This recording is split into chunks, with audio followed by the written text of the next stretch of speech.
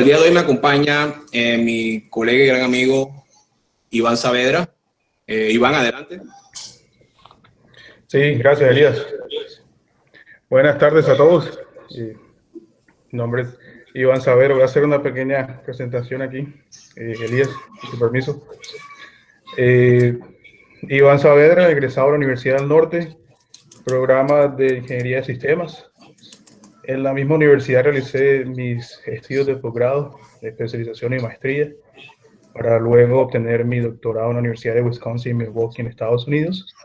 Y actualmente me encuentro trabajando en una empresa de analítica de datos aquí en Estados Unidos y muy contento de estar aquí compartiendo con ustedes. Muchas gracias, Iván.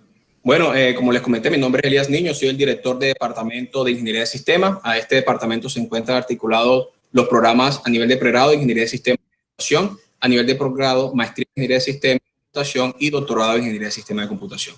Como la charla lo indica el día de hoy, quiero compartir con ustedes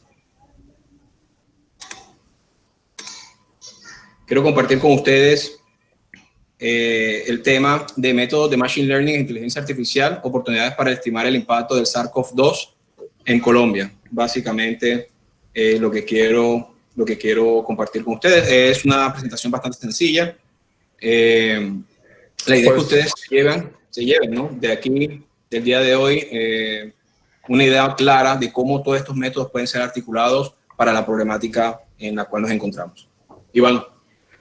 Sí, para adicionar a lo que dices, Elías, también lo que queremos como objetivo hoy cumplir es compartir con ustedes diferentes herramientas dentro de Machine Learning o aprendizaje de máquina, herramientas que normalmente usamos en diferentes tipos de problemas, como problemas económicos, tecnológicos o logísticos, pero que en el caso del día de hoy vamos a darle un enfoque al sector salud, específicamente mirando a su aplicación en temas de COVID-19, que desafortunadamente estamos pasando en este momento, pero queremos evaluar diferentes tipos de algoritmos o métodos que están dentro de un subgrupo de Machine Learning llamados de clasificación o de agrupación, en la cual vamos a ver qué significa cada uno de ellos, cómo podemos medir el éxito o el fracaso de cada uno de estos y algunas aplicaciones, como lo dije anteriormente, hacia el sector salud, más específicamente al COVID-19. Muchas gracias, Iván. Bueno, entonces, andemos un poco en esto. Básicamente, supongamos que comenzamos aquí, ¿no? Tengo un conjunto de datos. Cada punto de lo que ustedes identifican en esa pantalla es un paciente. El paciente está, en este ejemplo, caracterizado por la edad y el peso, es decir, cada puntico tiene edad, peso, son dos coordenadas, el eje X para edad, el eje Y para peso. Las personas enfermas se les asigna el color rojo, las personas sanas se les asigna el color azul. ¿Ok? Entonces, básicamente eso es lo que tengo allí. Tenemos un histórico. Básicamente tengo, de alguna forma, caracterizado a cada uno de los individuos como sanos o enfermos con base a la edad y el peso. ¿Ok? Entonces, ¿qué ocurre? Llegan nuevos pacientes. Cada punto negro que ustedes aprecian en este momento en pantalla es un nuevo paciente. Un nuevo paciente que necesita ser clasificado como una persona sana o como una persona enferma. ¿Ok? Entonces, llega la persona, tenemos un histórico de datos, tengo una persona con los mismos atributos del histórico de datos con el que cuento, y la pregunta que intuitivamente nos hacemos en este momento es, ¿podremos de alguna manera, o es factible de alguna manera, poder asignar color a cada uno de esos puntos respecto a sus características? Es decir, ¿es factible asignar el color rojo o azul al punto negro, a cada uno de esos puntos negros? O en otras palabras, decir si cada uno de esos puntos negros es una persona sana o enferma. La respuesta es sí, ¿no? Y lo más naive en lo que uno puede pensar en el contexto de analítica de datos es en un clasificador lineal. Entonces, un clasificador lineal no es más que tener atributos de entrada en nuestro contexto. En este ejemplo, los atributos son la edad y el peso. Estoy caracterizando a cada uno de los pacientes por la edad y del peso. Luego, ¿qué hago? A cada una de esas variables de entrada, a cada uno de esos atributos del paciente, yo les asigno un peso. Entonces, existe un peso 1 para la edad y existe un peso 2 para el peso de la persona. Y la idea entonces es, combinando las dos entradas que tengo, poder de alguna forma predecir si el punto negro que está entrando pertenece al conjunto azul, es decir, a las personas sanas, o al conjunto rojo, las personas enfermas. ¿Ok? Entonces, por supuesto, sí, podemos utilizar un clasificador lineal. Existen lenguajes como MATLAB, Python, etcétera. Todos estos lenguajes ya vienen con estas funciones incorporadas y de manera muy sencilla, un problema de esta naturaleza se soluciona mediante un separador lineal. En este caso, lo que quiero que vean es, de manera implícita, nuestro modelo de clasificación tiene una entrada diagonal. Esa entrada diagonal implícita que ustedes están viendo ahí, lo que hace es que separa a las personas enfermas de las personas sanas. Por supuesto, existe algo que es importante resaltar en este momento, y es que hay que quedar en cuenta de que hay puntos rojos en las zonas azules y también hay puntos azules en la zona roja. Supuestamente, nuestro clasificador ya ha hecho el trabajo de separar enfermos de sanos. Eso se conoce con el nombre pues, de un falso positivo. Básicamente decir que una persona está sana cuando está enferma o decir que una persona está enferma cuando está sana. ¿Listo? Entonces, ¿qué podemos hacer? Pues básicamente podemos estimar a priori cuál es el error del modelo que nosotros estamos proponiendo. Y para lograr esto, chicos, existe algo que se conoce con el nombre de la validación cruzada. En la validación cruzada que tenemos un conjunto de datos tal cual como el que tenemos, en donde los puntos rojos y los puntos azules son mis muestras. Son pacientes que ya pasaron por laboratorio y que efectivamente les fueron tomadas muestras de sangre para determinar si estaban enfermos o sanos. Pero yo no quiero ser invasivo con los nuevos pacientes. Lo que yo quiero es que mi modelo me permita a mí pronosticar con cierto margen de incertidumbre si la persona es enferma o sana sin necesidad de pasar por un laboratorio. ¿Ok? Ahora, es cierto, ¿cuál es ese margen de incertidumbre? ¿Qué tan bueno o qué tan malo puede llegar a ser mi modelo? La validación cruzada nos puede ayudar en esto. Pues básicamente, la validación cruzada es una técnica general, se puede aplicar a un sinfín y a múltiples contextos de la ciencia de la computación y de la estadística aplicada. En este caso, por ejemplo, podemos pensar en que yo tengo un grupo de datos, tomo un subgrupo de datos, creo mi modelo lineal y con el grupo de datos que no utilicé para crear mi modelo lineal, yo miro qué tan bueno o qué tan malo es el modelo que estoy proponiendo. Y de esta forma analizo el comportamiento del error. Entonces, tengo un conjunto de datos, divido en dos, con ese subconjunto inicial, creo mi modelo y con el otro subconjunto valido mi modelo.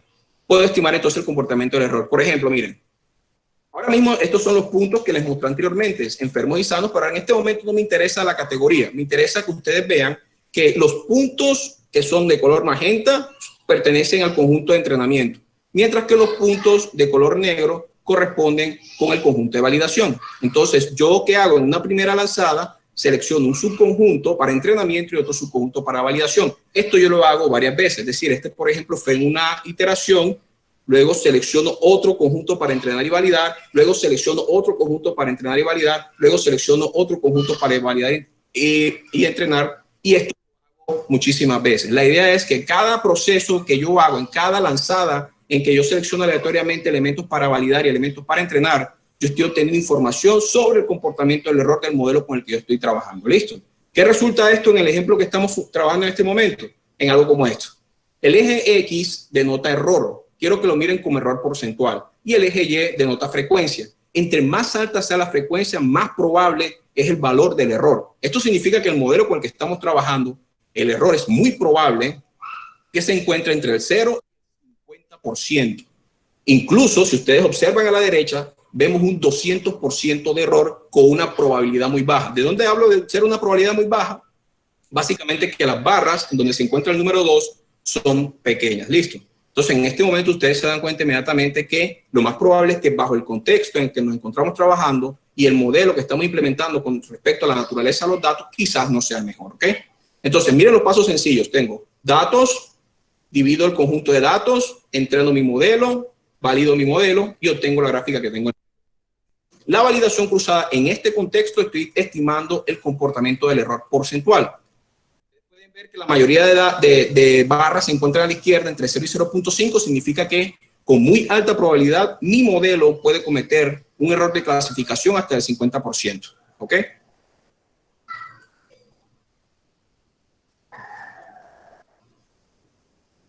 Iván.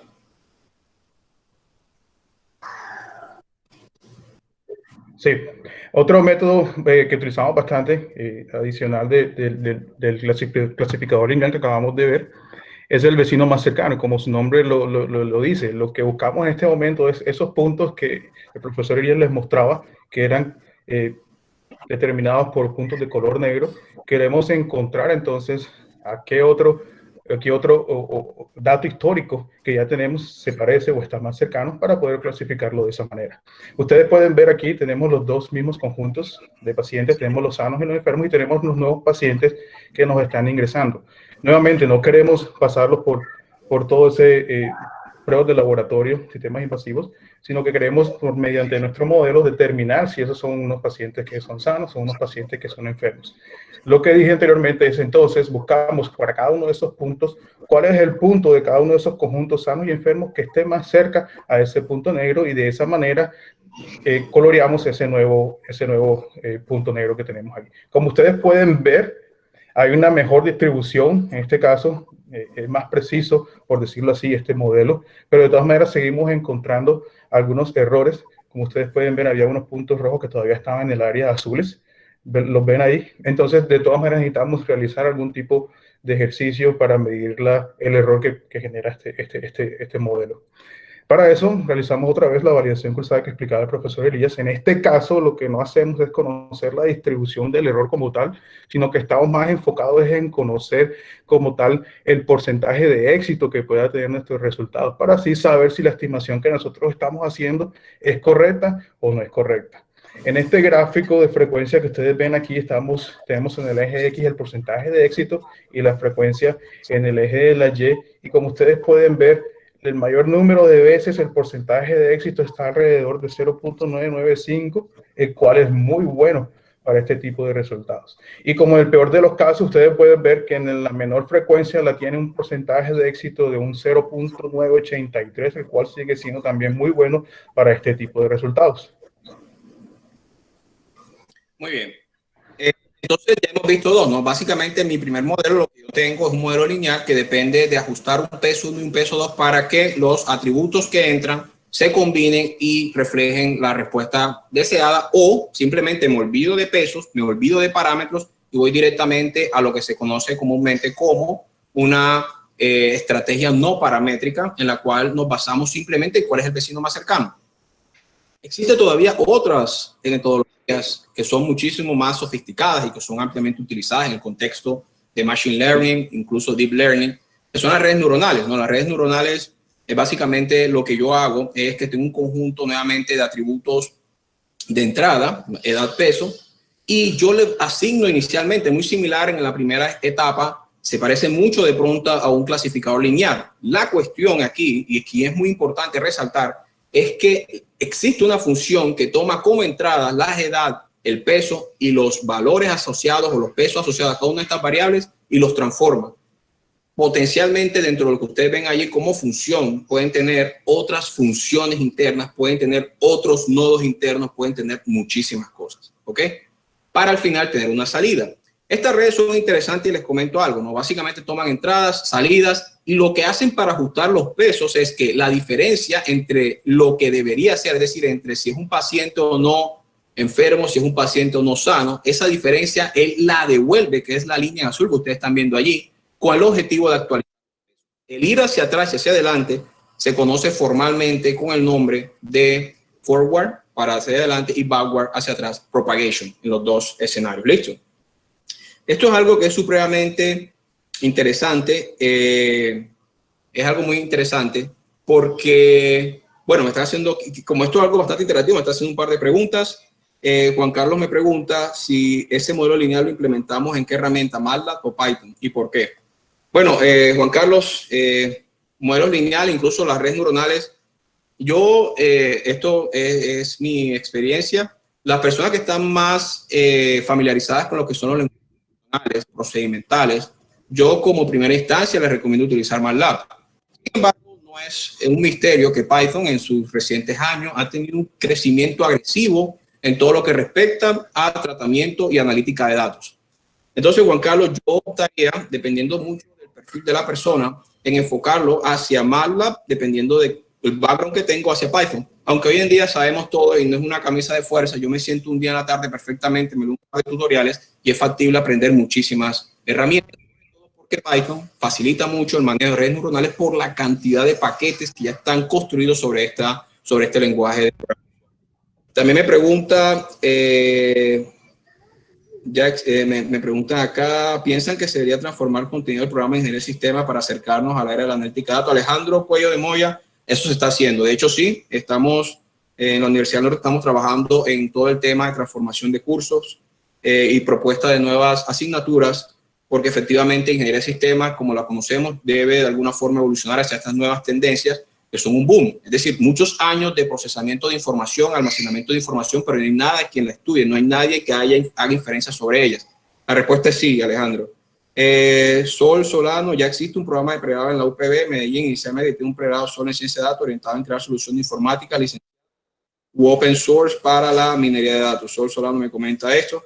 Sol, también acá, me gusta mucho tu apreciación. La Universidad Norte también se está proponiendo, básicamente, creo que sale el año que viene el programa de ciencia de los datos. Sin embargo, le comento, desde Ingeniería de Sistemas pensamos abordar esto porque hay un componente importante. La analítica de datos en sí, puede usted verla como la sinergia de varias fuentes, ¿no? La primera es la parte de estadística aplicada, métodos numéricos aplicados y la parte que entra de ciencias de la computación. Es muy importante. Alfonso, esto también aplica para librerías como Python. Sí, sí, Alfonso, aplica para eso también. Y se escuchan rumores de que el ingeniero Elias Niño no le gusta Python, eso es cierto. Enrique Carga. No, Enrique, a mí no, o sea, yo soy muy abierto a utilizar cualquier lenguaje de programación. Lo que pasa es que en mis clases hasta el momento he utilizado Mala, pero prometo entonces comenzar a utilizar Python también para el desarrollo de la asignatura, ¿ok? Muchas gracias por las preguntas hasta ahora. Bueno, entonces, ¿qué tenemos aquí? Tenemos una red neuronal. Entonces, las redes neuronales, ¿qué hacemos? Tomamos, chicos, tenemos las entradas, tenemos ese montón de puntos rojos, azules, los metemos por el lado izquierdo y hacemos que esa rayita azul que ustedes están viendo arriba ajuste los pesos con el objetivo de que cada vez que entre alguien que debería ser azul, sea azul, que cada vez que entre alguien que sea rojo, que debería ser rojo, sea rojo. Podemos hacer esto. Imaginemos este conjunto de datos ahora. Es este el conjunto de datos con el que estamos trabajando. Y yo puedo aplicarle una red neuronal, ¿no? A esto. Yo tengo ese clasificador que ustedes ven allí. Entonces, en esta red neuronal lo que estoy viendo es una línea nuevamente vertical. Está separando los dos grupos y tengo nuevamente falsos positivos. Entonces, hago validación cruzada. En este ejemplo les estoy mostrando el color rojo y azul, pues son las categorías, mientras que el color negro son los elementos que tomo del grupo para hacer la validación cruzada. Ahí no estoy distinguiendo entre conjunto de validación ni estoy distinguiendo entre conjuntos de entrenamiento, ¿ok? Entonces, en este caso, la validación cruzada, mi decisión fue medir el porcentaje de aciertos y el porcentaje de fracasos.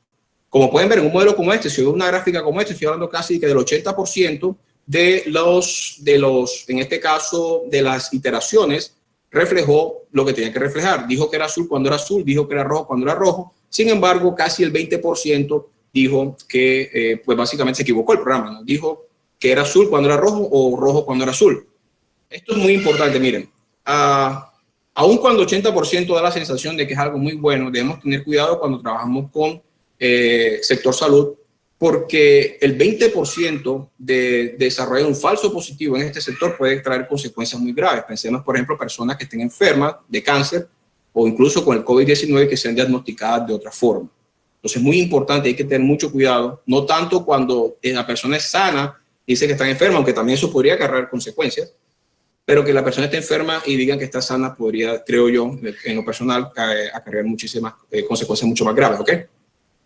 Entonces, ¿qué oportunidades hay con todo esto que hemos hablado?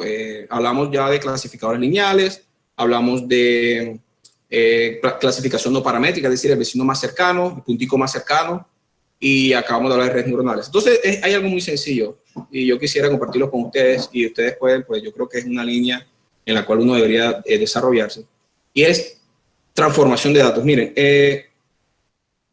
yo tengo los datos, por ejemplo, hay muchos datasets, está Kaggle, está UCI Machine Learning, hay muchísima información en internet dispuesta para que ustedes lleven a cabo los análisis que ustedes deseen, ¿ok? Entonces, digamos que información hay. Entonces, yo quisiera pronto hablar de transformación de datos en el siguiente sentido. Miren, ustedes tienen a la izquierda una gráfica, esa gráfica que ustedes están viendo ahí a la izquierda es una gráfica en 3 dimensiones, donde yo tengo un conjunto de puntos en 3 dimensiones. Lo que está a la derecha se conoce con el nombre de proyección. Proyección nosotros la tratamos en cursos como soluciones computacionales, optimización, minería de datos. En esos cursos tratamos todo el tema de proyección. Es como si tú tomaras una lámpara y esa lámpara le pega la nubecita de puntos y lo que tú ves es la sombra. Imagina tu mano, tienes tu mano, le colocas una lámpara, la lámpara se refleja sobre la pared. Por supuesto existe un fundamento técnico, pero trato de ser muy breve en esto. Lo importante es que yo vea un reflejo de lo que está pasando, ¿no? Sería como si nosotros fuésemos caricaturas en 2D y si nosotros nos trataran de explicar lo que es una esfera, yo entendería como un círculo o como un disco por la naturaleza. Puedo entonces tener proyecciones de ese conjunto de puntos en 2 dimensiones o puedo tener proyección de ese conjunto de puntos en una dimensión. ¿Por qué es importante esto? Porque eso significa que yo puedo proyectar lo que yo quiera. Ahora imagínense que ese conjunto de puntos son imágenes, por ejemplo, de radiografía de tórax. ¿Ok? Entonces, básicamente lo que tengo son radiografías de tórax, como esta. Y esta radiografía de tórax lo que hace, o lo que puede hacer Koya mediante proyección, es mapearla a una sola dimensión, mapearla a 2 dimensiones, lo que está en azul, o proyectarla en 3 dimensiones, lo que está en rojo. Puedo hacer esto con un conjunto de datos, puedo trabajar sobre esta, también puedo utilizar otra. ¿Sí? Y básicamente estas radiografías y estas proyecciones que les estoy mostrando las utilizaría o sería bueno explotarlas en el contexto, por ejemplo, de operadores o de clasificadores lineares o simplemente trabajar en el contexto de selección no paramétrica. Entonces, básicamente, si yo tengo un conjunto de imágenes y hago una proyección, tengo la siguiente confianza. Primero, lo que proyecto es, o las direcciones en las cuales el proyecto expresan la mayor cantidad de información posible en esa dirección. Significa que mi problema de poder comprender si una persona está enferma o no, incluso en este caso si una neumonía fue desarrollada por COVID o fue desarrollada por otra bacteria o simplemente una persona sana, simplemente se limitaría a un problema de selección, ¿okay? De tener un conjunto de datos como los puntos que les mostré anteriormente y de allí seleccionar cuál de los puntos es el mejor representante y con base a las características de ese representante decidir si la persona está sana o está enferma. Listo.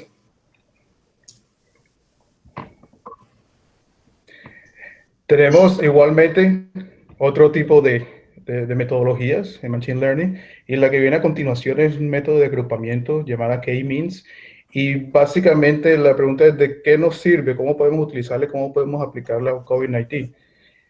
Básicamente nosotros cuando tenemos un conjunto de datos como el que tenemos en este gráfico de dispersión, tenemos un conjunto de personas en las cuales queremos agrupar dependiendo de específicas características.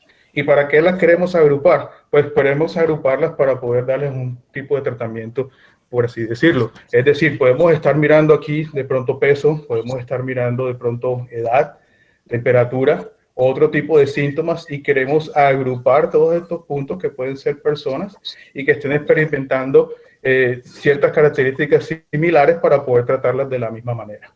Entonces, una vez tengamos un conjunto de datos como estos, empezamos a aplicar el algoritmo de K-means, en donde básicamente en este primer ejemplo vamos a decir, vamos a clasificar o vamos a hacer una agrupación de 6 diferentes grupos y vamos a encontrar esos puntos negros que van a estar sujetos o van a estar relacionados a cada uno de esos puntos rojos que nosotros estamos viendo ahí, que son denominados centroides.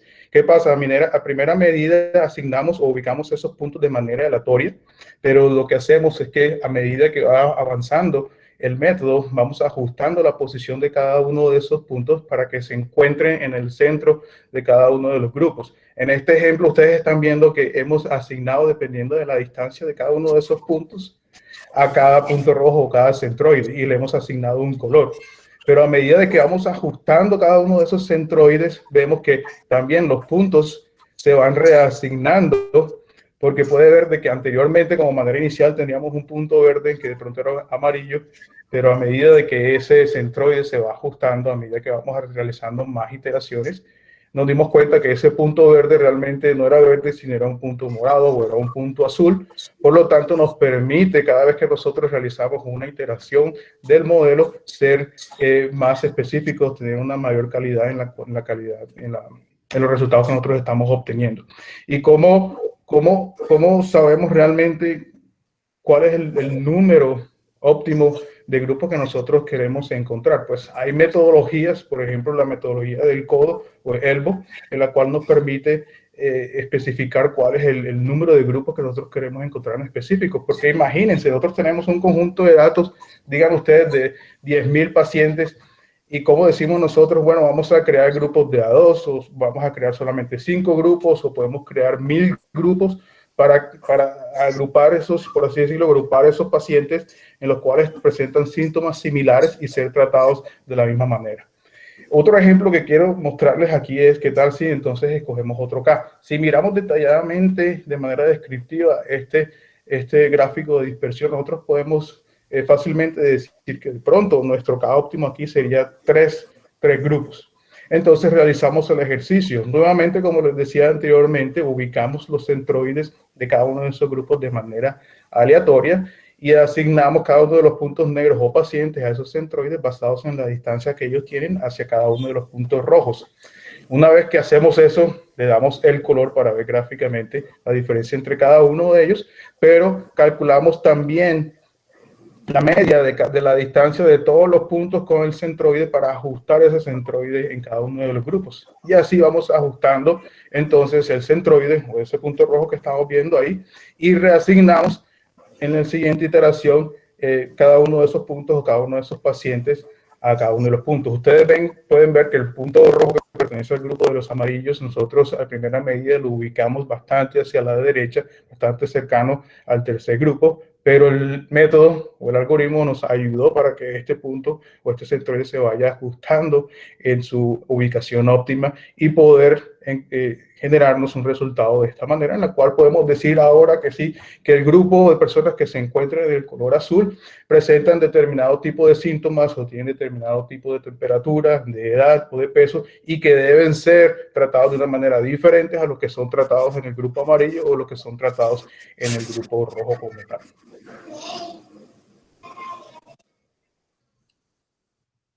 Es correcto. Entonces, Iván, muchas gracias, ¿verdad? Es correcto. Entonces, la pregunta es, ya tenemos identificado K-means, ¿verdad? Algo básico, ustedes pueden ver, es algo sencillo. De hecho, todos estos algoritmos son supremamente sencillos, ¿verdad?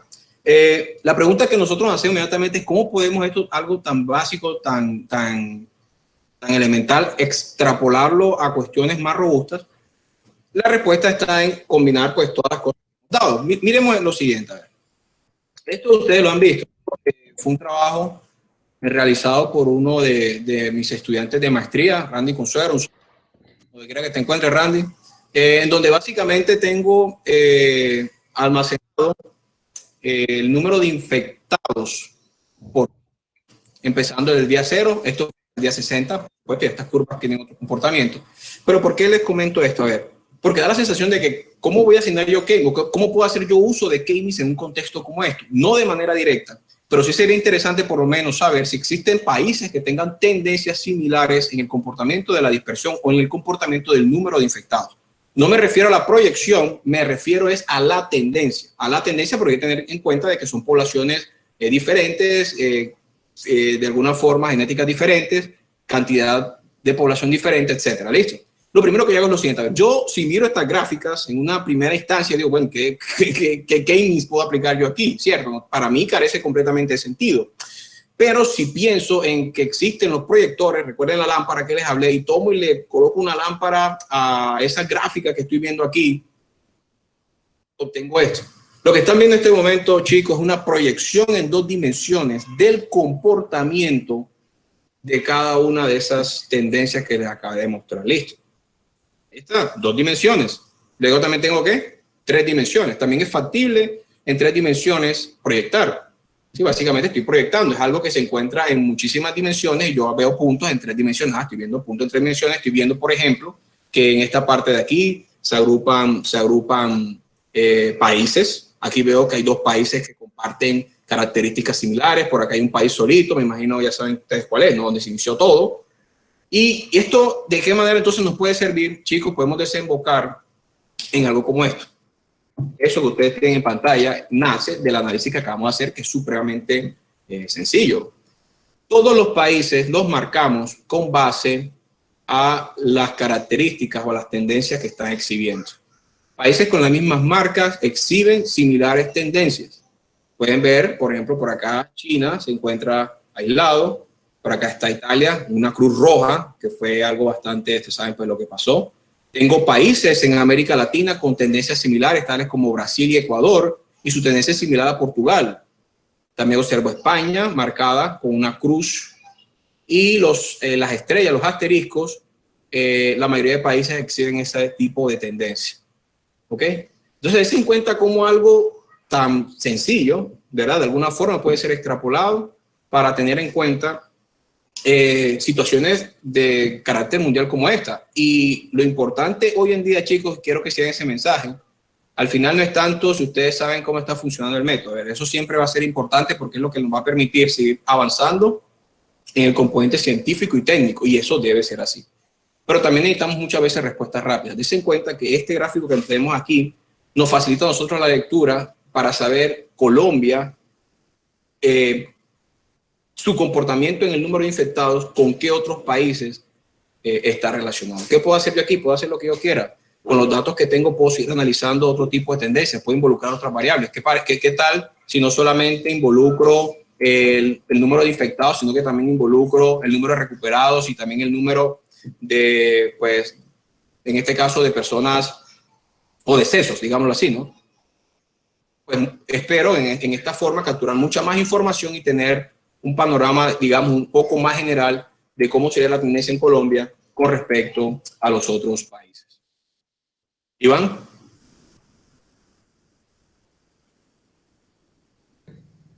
Correcto, correcto, Elías. La importancia en este momento es, como decía Elías, es entender la aplicabilidad de cada una de estas metodologías, porque realmente son usadas comúnmente y que solo queda en la mente de cada uno de nosotros cómo aplicarlas a los problemas que nosotros o cada uno de nosotros estamos viviendo en el día a día.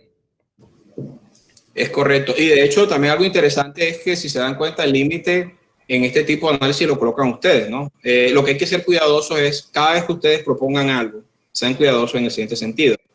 No den por hecho que el modelo, si el modelo funciona de manera perfecta con un conjunto de datos, ya eso es suficiente. Yo les hablé de validación cruzada, pero muchas veces la validación cruzada incluso incorpora información de datos adicionales a la validación. Entonces tengo unos datos para internar, unos para validar y otros para confirmar.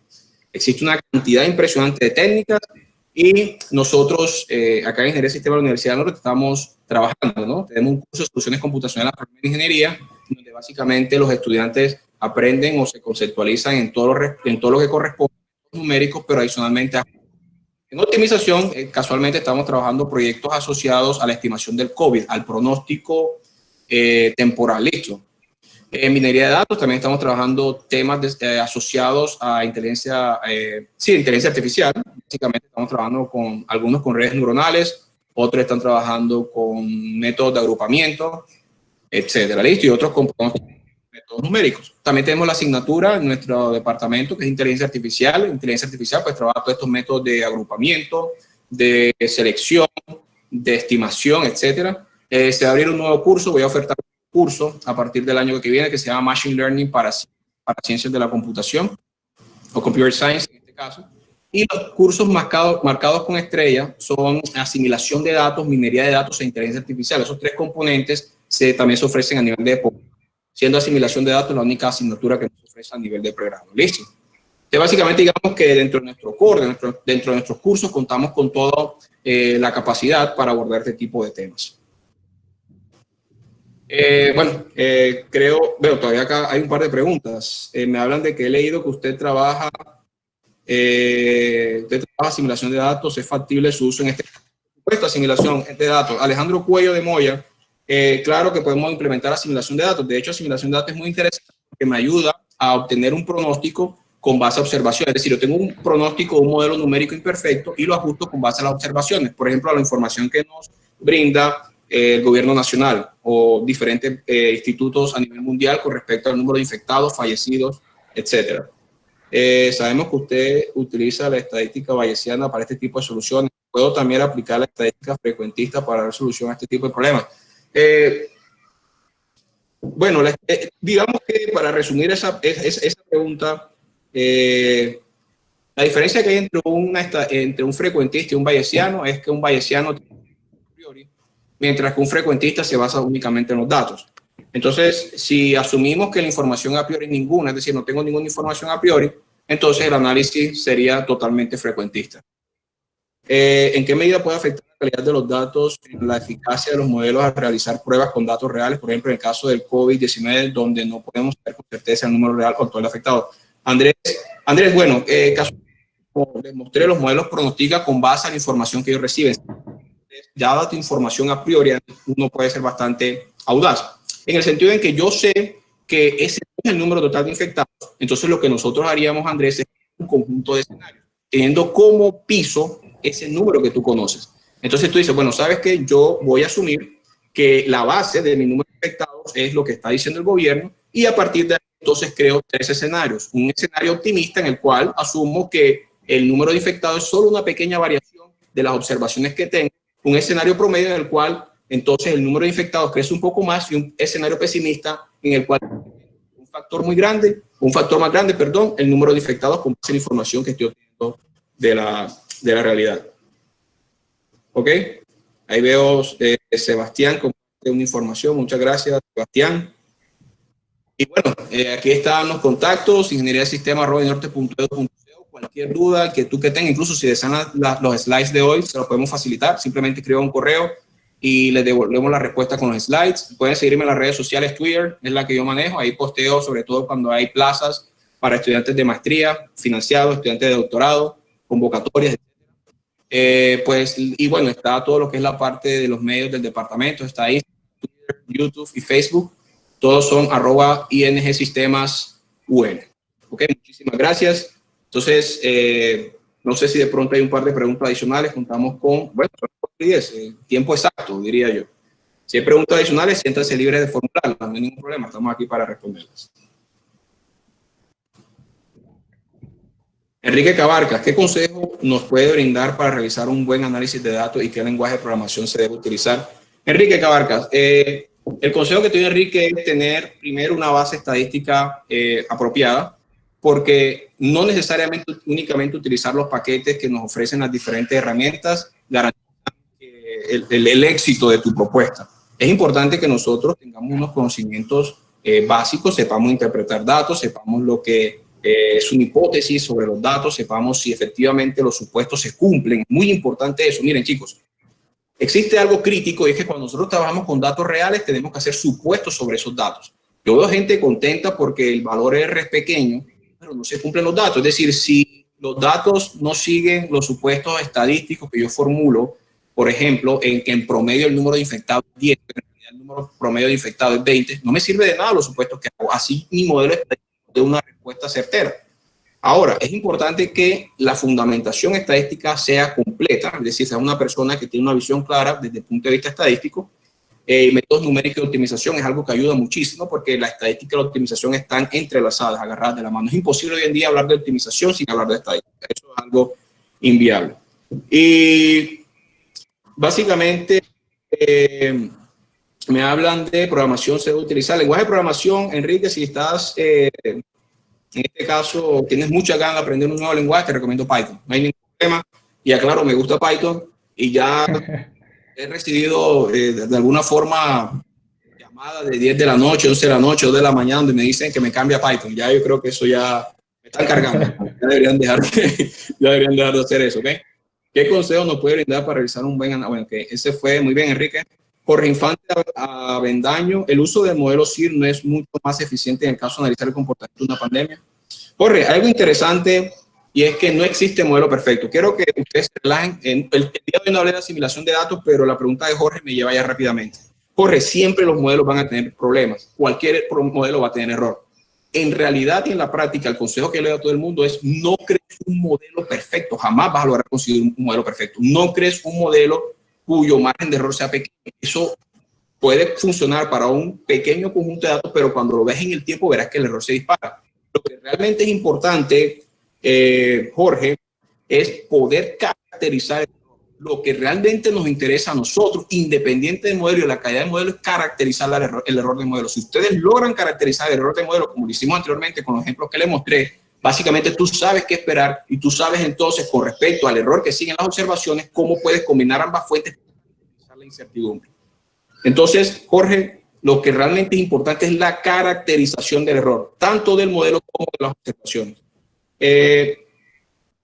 Al aplicar estos modelos como es altos o bajos. Los modelos SIR hemos visto, no, de hecho los pronósticos, Juan Carlos Calabria, gran amigo Juan Carlos Calabria, al aplicar básicamente el error bajo, pero tiende a tener incertidumbre por la naturaleza exponencial, ¿ok? Y en cortos periodos. Bueno, esa es una pregunta. Por ahí hay otro webinar ahorita a las 4:30 sobre el uso racional de Internet en los tiempos de COVID, pues también están invitados a ese. No sé si de pronto hay alguna otra pregunta.